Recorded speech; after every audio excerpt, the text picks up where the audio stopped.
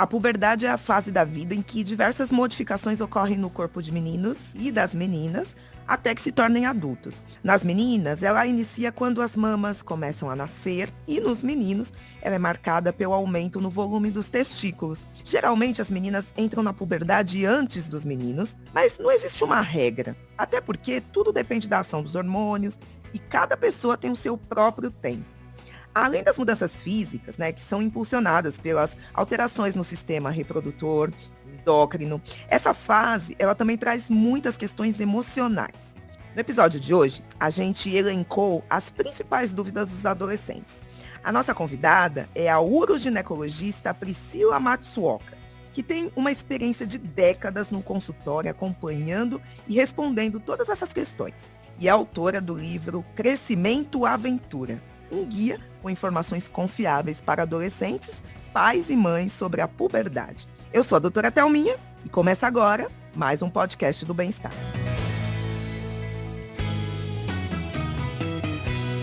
Doutora Priscila, seja bem-vinda. Muito obrigada, Thelminha. É um prazer enorme estar com vocês. Doutora, vamos começar perguntando, tem uma idade certa para meninos e meninas entrarem na puberdade? Existe sim. Então, das meninas é a partir dos 8 anos e dos meninos aproximadamente 10 anos até os 14. E aí, doutora, quem não obedece essa faixa etária precisa começar a se preocupar? Eu acho que são coisas importantes para a gente pensar que o processo de puberdade é um processo contínuo que leva mais ou menos 4 anos, em que os adolescentes vão adquirindo aos poucos as características secundárias. O seio vai aumentando, aí a menina vai menstruar, o menino começa a crescer os testículos, depois tem o estirão do crescimento, aumento de pelos, aumento do tamanho de pênis. E nem sempre acontece assim de uma forma tão linear. Então, vai sendo um processo pouco a pouco. Caso esse adolescente, essa criança, né, entre na puberdade antes da idade ideal, sim, é preciso que procure a ajuda de um pediatra. Agora, caso uma menina não menstrue até os 16 anos, sim, também. É importante que entenda-se que talvez tenha tido algum atraso ou algo não está normal. Então quer dizer que cada um tem seu relógio biológico ali, cada um vai ter o seu tempo. Isso mesmo, e é bastante engraçado, porque nessa fase existe muita comparação, né? Então você tá na escola, aí tem aquele menino mais magrinho, que não tem pelos, aí tem mais fortão, que já entrou na puberdade. As pessoas ficam se comparando e às vezes tem um gap grande, um intervalo de 4 anos, alguns meninos entram com 10, outros com 14. E aí fica aquela comparação de, nossa, será que tá tudo bem? Claro, tá tudo bem. Tem dentro dessa faixa, a gente espera que esteja normal. E aí também é importante que a gente entenda as características de cada criança. Essa criança vai seguir os padrões genéticos da família, em termos de estatura, em termos também de características, né? Então, tem uma série de coisas que são importantes para serem avaliadas. E aí, a comparação nem sempre é muito saudável, porque você fica assim, poxa, ai, aquela menina já menstruou, todo mundo menstruou e eu não. Calma. Então, assim, é bom conversar sempre com um adulto de referência. Você está falando da comparação que com certeza deve gerar muitas dúvidas nos pais, mas tem outra dúvida também, que é muito comum, que é qual seria o momento ideal de levar essa criança no ginecologista ou no urologista? Essa é uma pergunta que fazem bastante para mim e isso varia. Existem mães e pais que preferem levar as meninas antes de entrar na puberdade para a gente poder conversar sobre o que é a menstruação, o que são as coisas esperadas para essa idade e levar, acho que uma transição mais tranquila, porque às vezes a menina começar a entender que entrou na puberdade menstruada, sangrou, às vezes é um susto. Ela está sangrando, ela acha que está machucada. Se ninguém contextualiza esse processo, fica muito difícil. Os meninos, os pais também podem procurar o urologista pediátrico quando esse rapaz, esse menino, acaba entrando na puberdade. Tem um aumento do testículo, começa a aparecer os pelos, e aí ele pode ter algumas dúvidas em relação ao próprio amadurecimento dele. Então, talvez esse seja um momento adequado. Agora, uma idade específica não existe. Em geral, as meninas vão aos ginecologistas quando elas começam a menstruar. E aí, doutora, aproveitando que você falou que as meninas devem ir ao ginecologista na primeira menstruação, eu queria falar um pouquinho de algumas questões ligadas à menstruação. Toda menstruação deve doer? Nossa, isso é muito importante. Na verdade, não. É engraçado que quando as meninas, as garotas ficam menstruadas, essa sensação de cólica é uma novidade. Mas o que é importante todas elas saberem? Que uma cólica ela não pode atrapalhar as rotinas da vida. Ir para escola, não pode atrapalhar ela fazer atividades físicas, as dores não podem ser muito fortes. E é muito comum as mulheres ouvirem falar que é frescura, é assim mesmo, você vai viver assim. E na realidade, isso não é verdade. Então, é importante que se as cólicas incapacitam, impedem de você fazer coisas, é importante investigar se você não tem miomas, endometriose, adenomiose e assim por diante. É um fator super importante, né, Thelminha, a gente falar que a gente tem muitas faltas na escola por conta da menstruação, seja por falta de acesso a absorventes, seja porque as meninas sentem muitas cólicas. Então, esse é um assunto super importante nessa faixa etária de a gente conversar. Nossa, com certeza. O que eu lembro da minha adolescência eram das cólicas menstruais, realmente bem limitantes, assim. Conforme eu fui, né, amadurecendo, foi melhorando, mas eu lembro disso, ficou muito marcante. Tem meninas que dizem que a menstruação é forte, aí acabam ouvindo que é uma frescura, e não tem nada disso, né, doutora? Não, e a gente está falando assim, vários estudos mostram que mulheres que têm endometriose, elas já sentem cólicas desde a primeira menstruação. E a gente tem uma média de diagnóstico aqui no país e no mundo de 8 a 10 anos. Então imagina só, a comparação que fazem hoje com uma cólica menstrual forte de uma paciente que tem endometriose, está falando como se fosse uma dor de infarto. Dor de infarto é uma dor, assim, que você sente que está morrendo. Então não é trivial, não é qualquer coisa. A gente não pode simplesmente ignorar a dor do outro.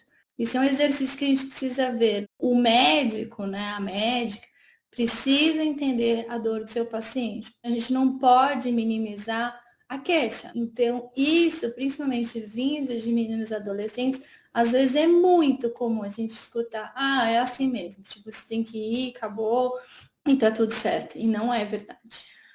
E uma dúvida muito comum também em relação à menstruação é em relação à regularidade do ciclo menstrual, né? Quando não vem no mesmo dia, as pessoas ficam com dúvida se é normal ou não, nesse comecinho, quando a menina tem a primeira menstruação. Queria que você falasse um pouquinho sobre isso. A primeira menstruação a gente chama de menarca, primeira vez que a menina fica menstruada.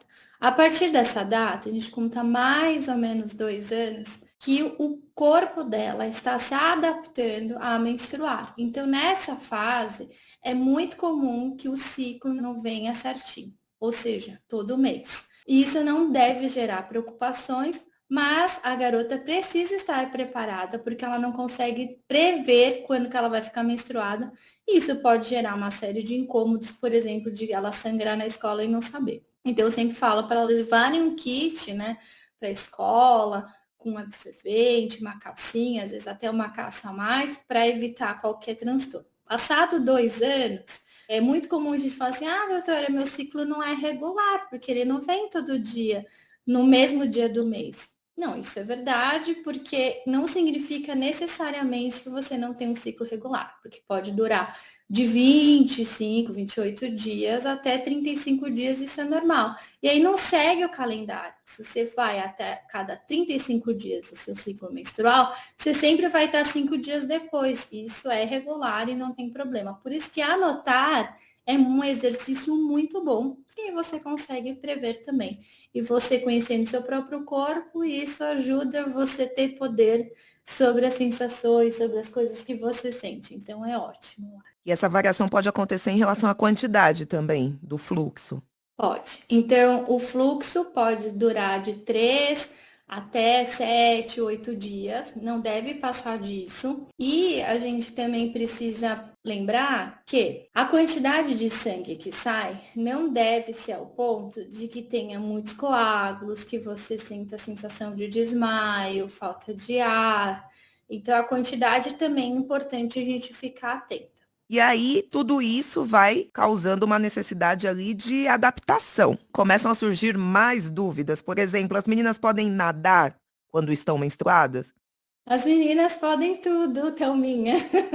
E É, eu que também bom que acho. a gente, que bom que a gente está nessa fase, né? Então, hoje em dia a gente tem maiôs para meninas que estão menstruadas, a gente tem absorventes internos, a gente também tem coletores menstruais, que são alternativas para aquelas meninas que querem ir para a praia ou praticam algum esporte aquático e que elas continuem fazendo o que elas querem fazer no período menstrual. E uma dúvida também que é bem comum é se as meninas que ainda não tiveram relações sexuais, se elas podem usar os absorventes internos. Isso é possível. Quem não teve ainda relação sexual pode usar um absorvente interno. Ele precisa ser adequado a essa paciente, o tamanho. É importante que ela saiba como inserir, como retirar. E tudo isso eu acho que faz parte também de uma consulta ginecológica de orientação. Como nossos órgãos reprodutores são internos, é muito difícil de a gente saber o que fica onde. Então, um exercício que eu indico para todo mundo é pôr um espelhinho e saber o que é cada coisa. É interessante que no livro que eu escrevi com a Celina Bondemiller, a gente faz isso e mostra para a menina olhar a vulva, porque isso é um Uhum. exercício que poucas mulheres fazem. Com certeza é muito importante. E aí, pegando esse gancho, né, do seu livro, que segue essa linha do tempo. Então, falamos da primeira menstruação, falamos aí das adaptações, do absorvente interno e tem a questão das relações sexuais, né? Dá para engravidar na primeira relação sexual? Com certeza! Um exercício muito importante de fazer com os adolescentes, e eu sempre faço essa pergunta, que todos eles sabem a resposta. Quantos espermatozoides precisa para engravidar? E todos respondem um só. Durante a relação, antes mesmo da ejaculação, a gente tem a saída um pouco do ejaculado, mesmo que seja 1 ml. E em 1 ml eu pergunto, quantos espermatozoides tem? E eles falam, não sei, um monte, exato, 15 milhões. Então tá aí a resposta, a gente Uhum. pode engravidar na primeira vez. Isso é uma coisa super importante de ser informada, porque os adolescentes sempre acham que nunca vai acontecer com eles, né? Muito menos na primeira vez. Sim, só quem já tem relação sexual pode tomar os contraceptivos? Essa também é outra dúvida muito frequente. Ou existem outros usos para os contraceptivos?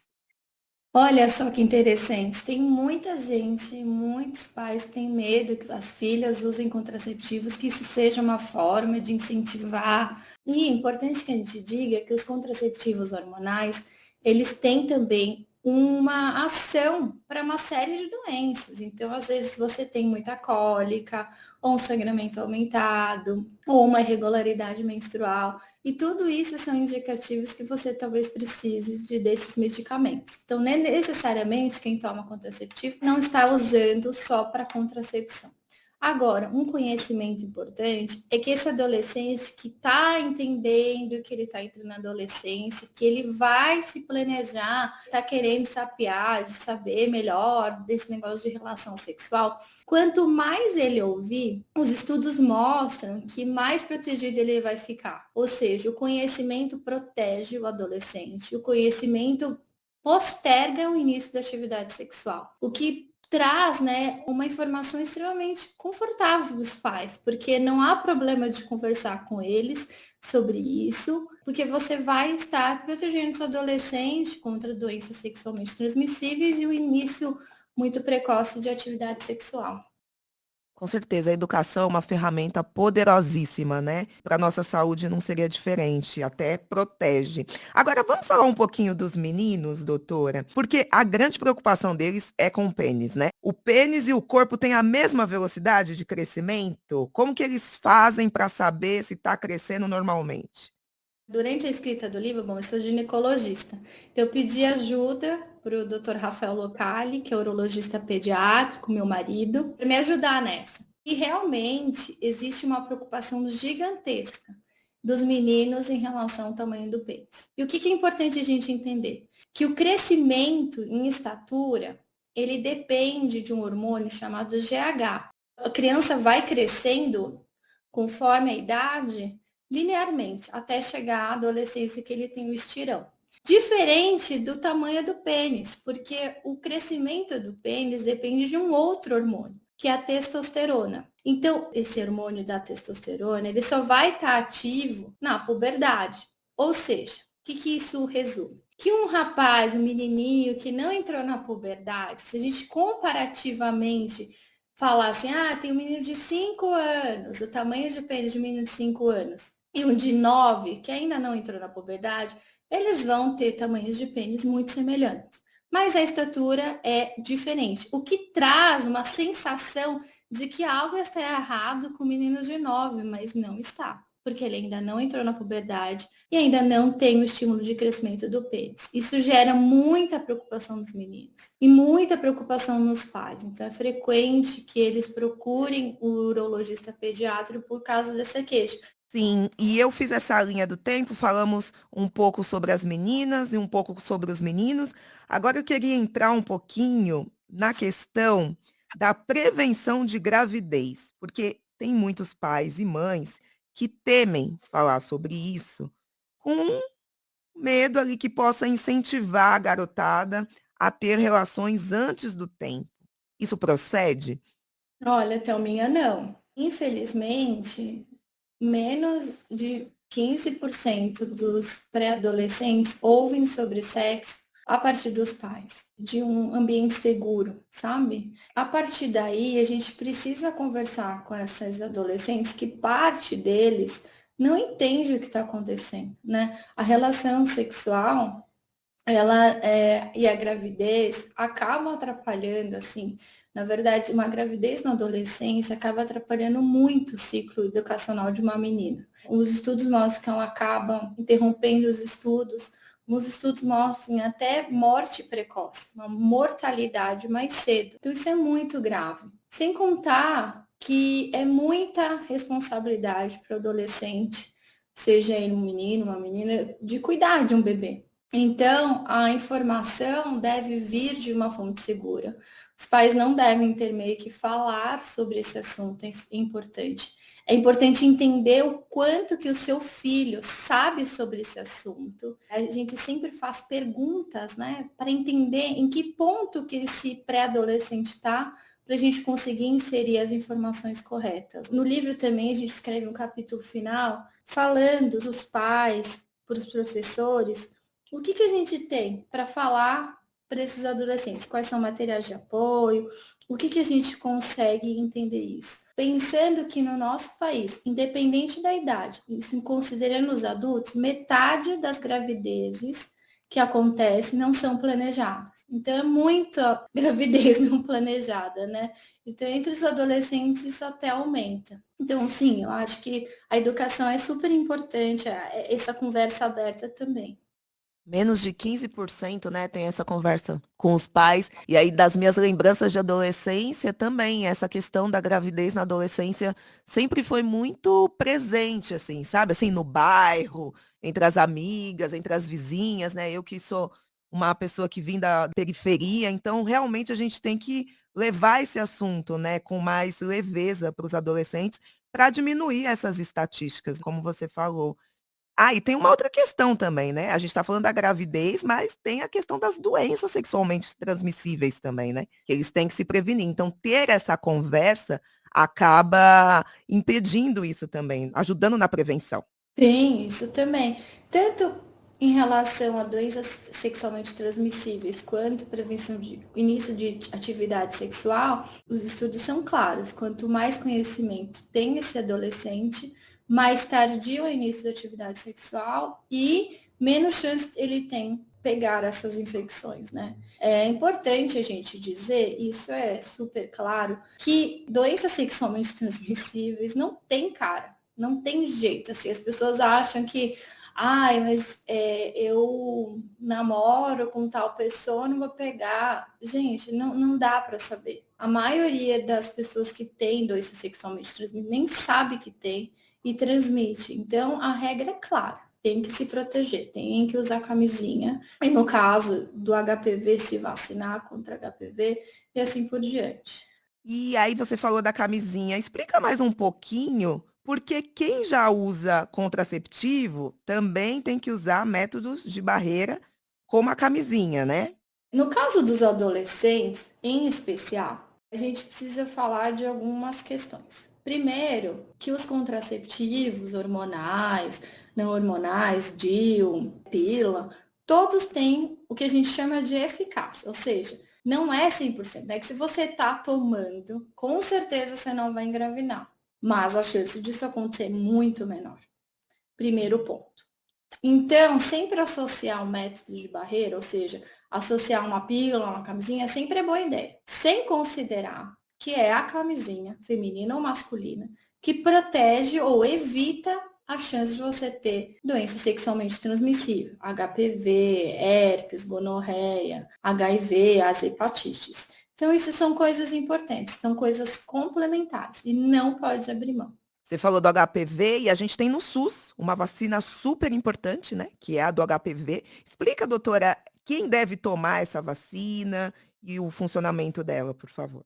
Bom, a vacina do HPV é uma vacina que previne câncer de colo uterino. Inicialmente, você tem a faixa etária que é preconizada, que é antes de começar o início de atividade sexual. Mas você também pode dar para mulheres e homens até 45 anos. O que é importante a gente entender dessa vacina? Considera-se aproximadamente que metade, 40% da população sexualmente ativa tem o HPV. O HPV é uma doença sexualmente transmissível que causa câncer de colo, câncer de vulva, câncer de pênis e uma série de outros cânceres. E criou-se a vacina não para você não pegar o HPV, mas para evitar que você tenha evolução para câncer de colo. Assim, a minha geração de ginecologistas, quando a gente soube dos estudos da vacina, a gente estava esperando que tivesse uma próxima geração de mulheres que não morressem de câncer de colo. No entanto, existe uma resistência muito grande dos pais levarem no posto de saúde para suas filhas e seus filhos receberem essa vacina. E aí minha pergunta, que é um exercício que eu costumo fazer, é assim, se você tivesse uma chance de evitar um câncer no seu filho, você faria isso? Unanimamente os pais falam, claro. E eu falo assim, e se for de graça? Ele melhor ainda. Eu falei, pois é, então.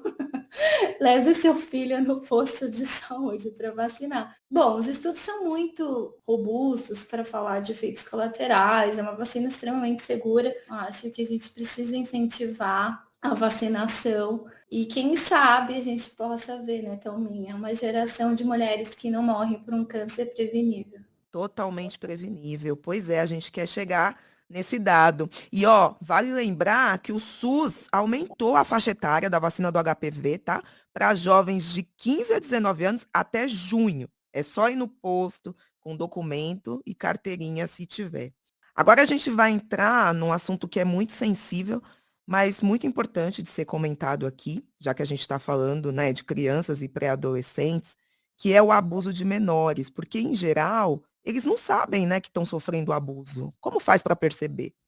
Nossa, Thelminha, esse foi o assunto que me moveu a Celina para a gente escrever esse livro. Todas as histórias muito tristes que eu vi no consultório, na minha vida como médica, ginecologista, e tentou transpor para esse livro, porque realmente isso é verdade. A maioria das crianças não sabem nem que estão sendo abusadas. E cabe ao adulto, seja ele o cuidador, seja ele um professor, ficar muito atento a esses sinais, que podem ser vários, né? Então, uma criança que começa a ter medo repentino do nada, ou elas têm uma agressividade sem motivo, começa a ter pesadelos, dificuldade para dormir, regressões, enurese, quer fazer xixi na cama. Eu tenho umas histórias muito tristes de mulheres que sofreram abuso. E no caso de uma delas, ela começou a fazer xixi na cama com 9 anos. E acho que por falta de conhecimento dos pais, eles não perceberam que isso era um sinal que ela estava sendo abusada.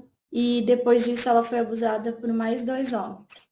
Então, a gente precisa ficar muito atento a esses sinais dessas crianças, para que caso aconteça algo, a gente já consiga interferir. É preciso ficar muito atento, porque elas não sabem o que acontece, né? Enfim, eu acho que as crianças, a gente pegou um tema extremamente difícil e colocou no livro, que era a prevenção de abuso, em forma de uma brincadeira, de falar verdade ou mentira, de o que pode e o que não pode, para dar esse limite para as crianças. Mas antes, a gente teve o cuidado de escrever um capítulo sobre o que é amor.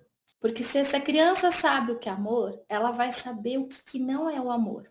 O que não é amor é, por exemplo, guardar um segredo. O que não é amor é fazer uma coisa que faz você se sentir mal. Então, essas coisas são importantes que a gente deve ensinar para as crianças. E aí, doutora, tem muitos dados que mostram que a grande maioria dos abusos acontece dentro do núcleo familiar ali, né? Então, eu queria saber se a criança ou adolescente, se eles conseguem denunciar sozinhos, se tem algum tipo de canal de ajuda nos casos de suspeita de abuso. Olha, tem sim. Uma coisa que a gente faz bastante questão de escrever também no livro é de apontar 5 adultos de confiança. Porque como em geral o abuso é no núcleo mais próximo, talvez uma desses adultos de confiança seja o próprio abusador. Então é importante que a criança tenha outras referências de adulto de confiança.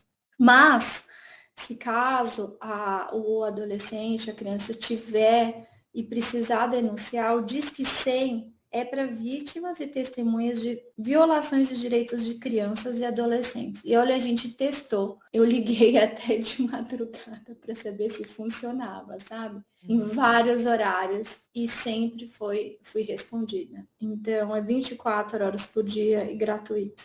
Que ótimo, então. É Disque 100, né, doutora? Isso. Olha, doutora, parabéns pelo seu trabalho, parabéns pelo livro, seu e da Celina, que de uma forma muito ilustrativa, lúdica, né, consegue orientar crianças, adolescentes e também os pais, para que entendam que é isso, o conhecimento é uma grande ferramenta que liberta, que empodera e que protege, não é isso? Muito obrigada pela sua participação, viu? Prazer foi enorme, agradeço muito por vocês darem visibilidade para o livro. Foi um projeto que a gente fez, tipo assim, de coração. Nosso desejo é que ela possa ajudar crianças, pais, professores, nesse assunto tão delicado, mas tão importante. Com certeza. Esse podcast teve produção de Rafael Oliveira, gravação de Ana Bazella, edição de Rebeca Marques, direção de Karina Dorigo. E se você gostou, compartilhe, porque aqui tem informação de qualidade para a sua saúde. Até semana que vem.